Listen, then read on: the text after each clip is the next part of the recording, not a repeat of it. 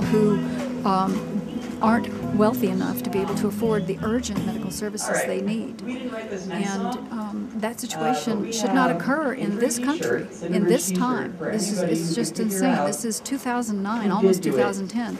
And here we are with people that are dying, literally, from lack of coverage. I mean, we have some person dies every 12 minutes in this country from lack of coverage.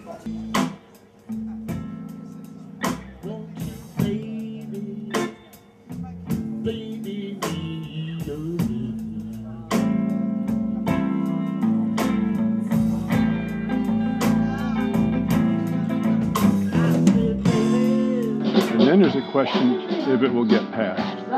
If the Senate has to do their version, then the Senate and the House have to sit down and wrangle about which of the versions, what single version they'll come up with. Then it has to go back to the House and back to the Senate to see if it would pass. And it only passed by 4 votes, 220 to 216 as I remember. And therefore, it does not have overwhelming support for a number of different reasons. So it may not make it through the whole process.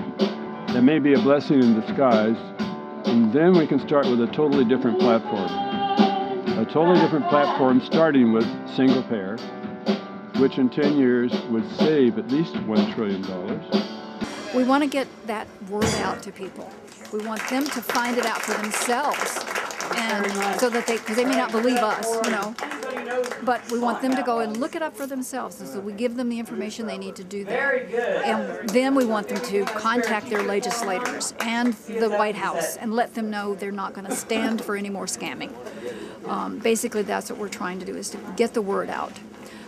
Right now, what we're doing today, we are trying to raise money for some of the local families in Tucson who have some urgent medical needs and no way to cover them. We plan to continue serving the uninsured for as long as there are uninsured. When I came there, Sister Barbara Ann Stowasser said, we have a hope that we will someday not be needed anymore, that we will have universal, comprehensive health care for everybody. And that was 13 years ago. And now St. E's is celebrating its 46th year. And I have a feeling it may be a while yet before we reach that dream of comprehensive universal coverage. But it's coming, and it's coming a little at a time. We've had a surge with a lot of discussion with the healthcare reform movement, and it's coming with the help of all of you here today. So we appreciate your help, and I can assure you we will continue to do our very best for the uninsured in Tucson. So we're trying to raise money for that, but at the same time raise awareness so that people will act and do something towards getting this change. This situation with these families should not exist in this country in this day and age.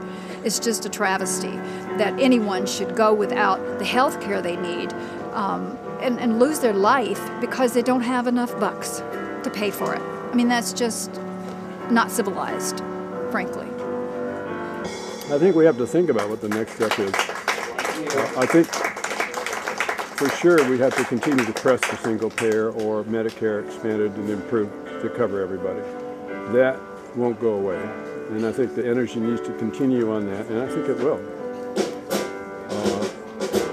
The main thing is that continuous pressure is what usually works. And so I think it needs to be continued along.